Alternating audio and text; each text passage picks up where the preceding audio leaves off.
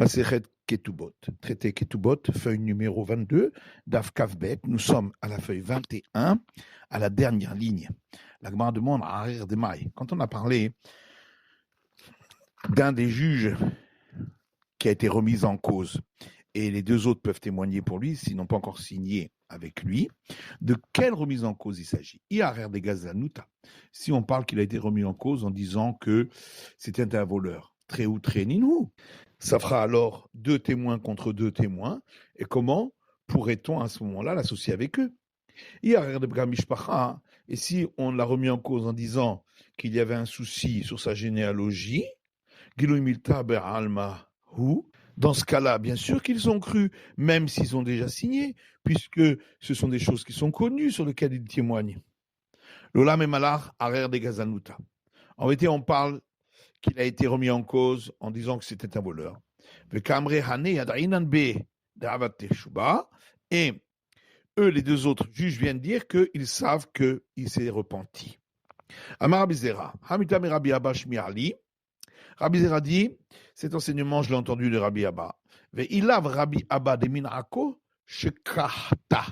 Et s'il n'y avait pas eu Rabbi Abba de Akko, je l'aurais oublié.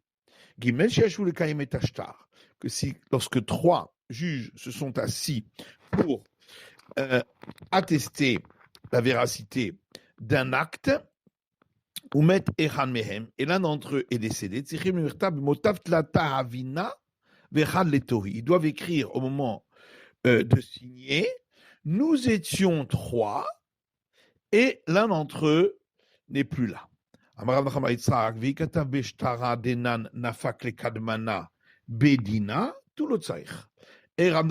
dit, et si on a écrit cet acte-là a été produit devant nous, tribunal, on n'a plus besoin d'écrire que le troisième n'est plus là.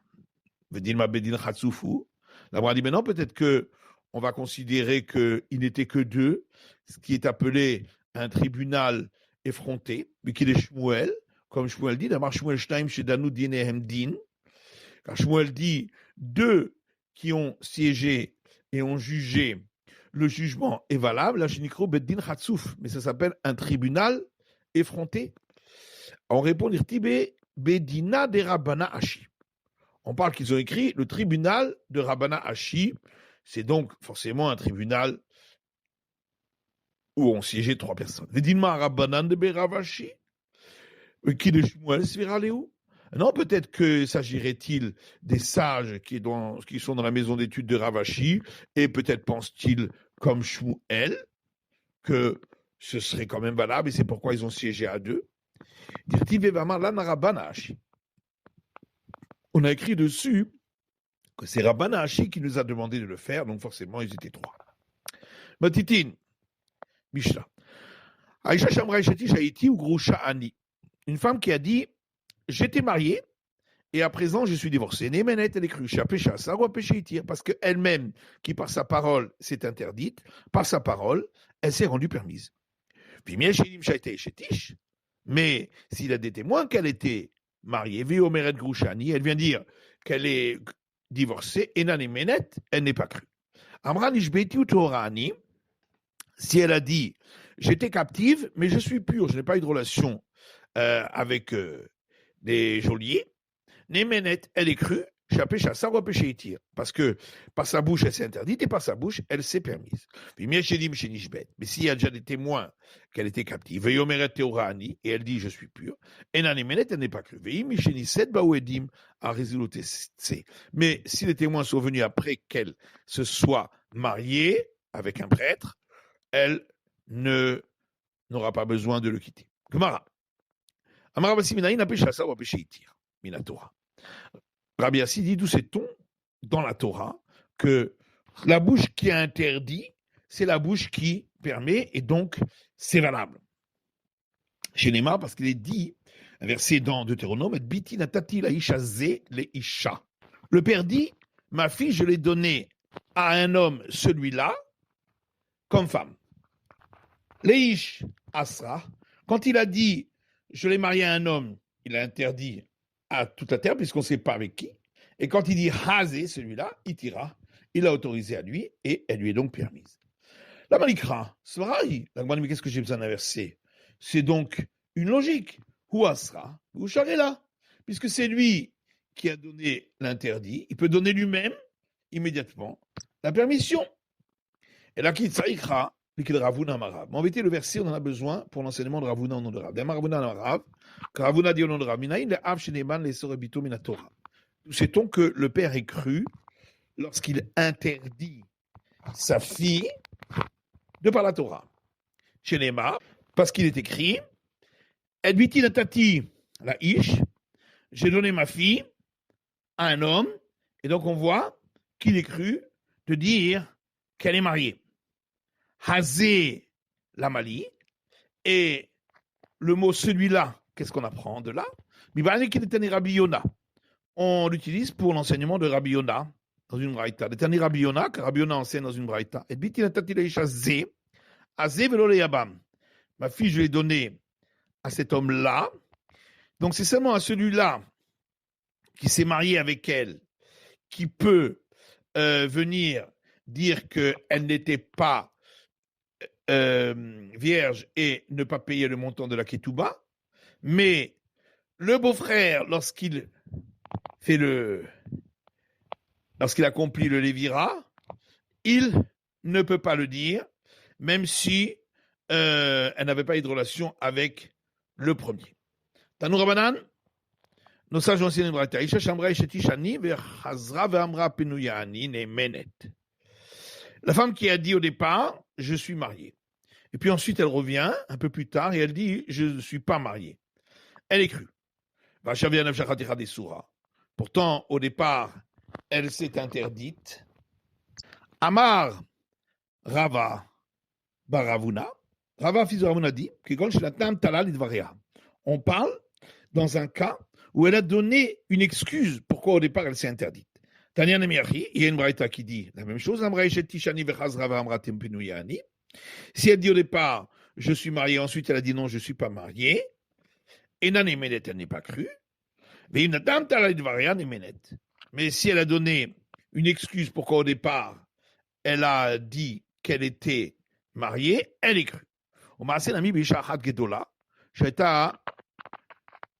Gedola Benoï, et on raconte également qu'il y a eu une femme qui était une noble et qui était aussi très belle.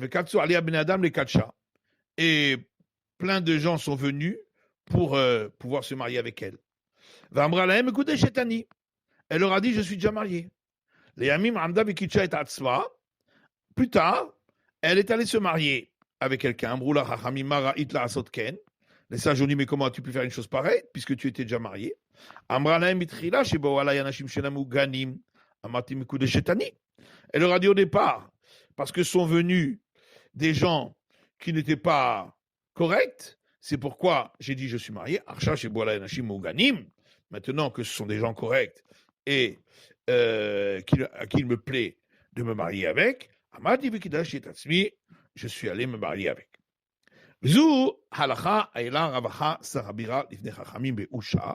Et cette règle-là, Ravaha, le prince de la demeure, l'a dite devant les sages à Usha. Et ils ont dit effectivement, si elle donne une explication pourquoi au départ elle s'était interdite, elle sera permise. Shmuel demande à Rav. Amrat me'ani, v'chazra v'amrat teorani mahu. Si une femme dit à son mari, je suis impure, par écoulement, et ensuite elle dit, je suis pure. Qu'est-ce qu'il en est? Est-ce qu'elle est crue lorsqu'elle donne une explication pourquoi au départ elle a dit qu'elle est impure, ou bien on va dire non, étant donné que de toute façon elle peut se purifier, donc on ne donne pas d'autorisation. Amaléa Bezou, il lui a dit, mais là aussi, si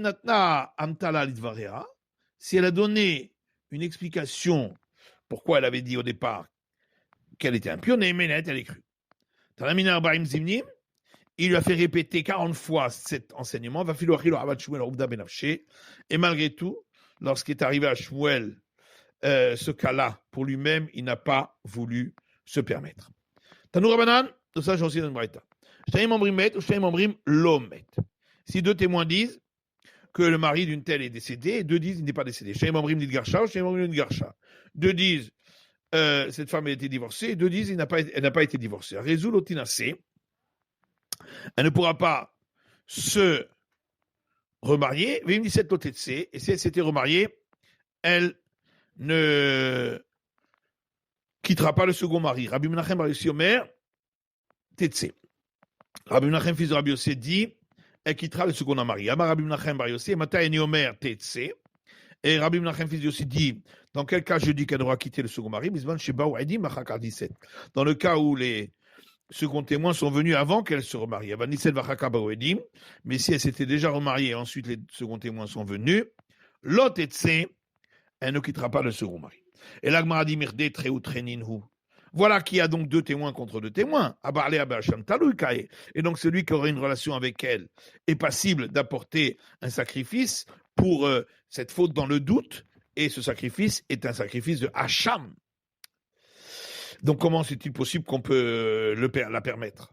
Alors Rav Shechet dit on parle d'un cas où elle s'est mariée avec un des témoins qui lui-même avait témoigné que son mari était mort. Donc pour lui, il n'y a pas de doute. Oui, mais elle a quand même un doute et devra quand même apporter le sacrifice. On répond au Beomer et de Barili. On parle d'un cas où elle dit, moi je suis certain que, effectivement, le mari est mort. Rabbi Yochanan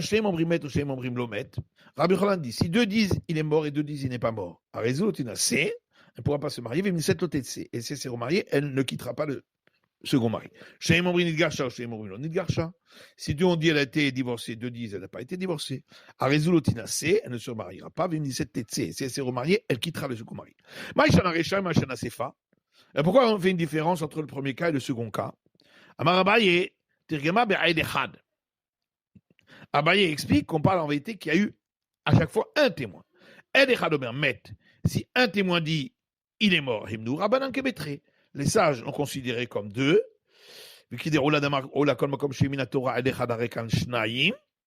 Comme a dit Oula, que chaque fois que la Torah a cru un témoin, c'est considéré comme deux. Et donc l'autre témoin qui dit n'est pas mort, il est considéré lui que comme un. Et un n'a pas de poids face à deux. Mais alors à ce moment-là, elle devrait pouvoir se remarier même a priori. Pourquoi? C'est seulement si elle s'est remariée qu'elle ne quitte pas le second mari. Mais c'est à cause de Ravasi. D'Amar Ravasi, Haser Mimcha Akshutpe, Velazut, Sefataim Arek Mimcha. Quand Rabbi s'est dit, il y a un verset dans les Proverbes qui dit enlève de toi les grimaces de la bouche et les mauvaises paroles des lèvres, écarte de toi. Donc il faut faire attention de ne pas faire quelque chose dont les gens vont considérer que c'est incorrect. Sefa, et donc la suite de la Braïta, c'est donc un témoin qui a dit qu'elle est divorcée et un témoin qui dit qu'elle n'est pas divorcée. Or, les deux témoignent sur une femme qui était mariée jusqu'à présent.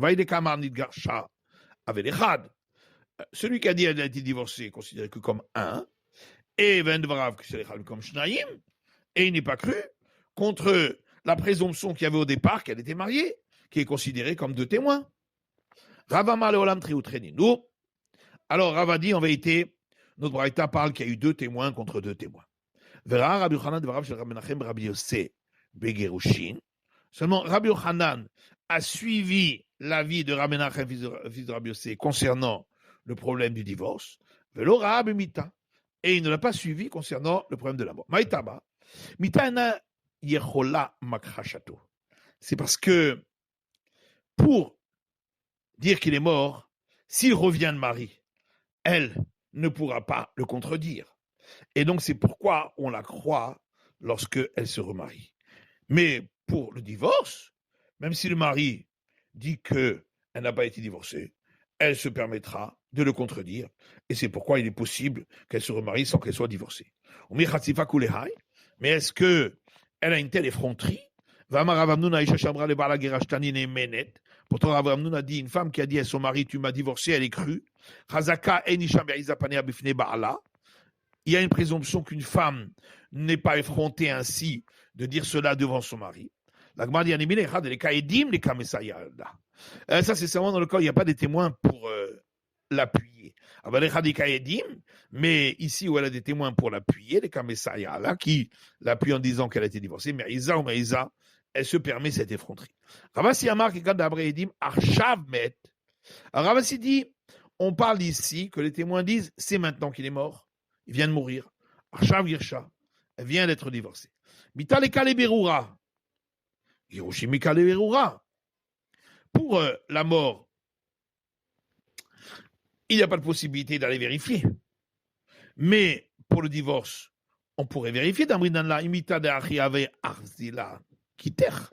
Car on lui dit, si vraiment tu viens d'être divorcé, montre-nous l'acte de divorce. Et donc, puisqu'elle n'a pas l'acte de divorce, eh bien, elle ne peut pas se remarier. C'est la fin de l'étude du Daf Kav Bet de la feuille numéro 22.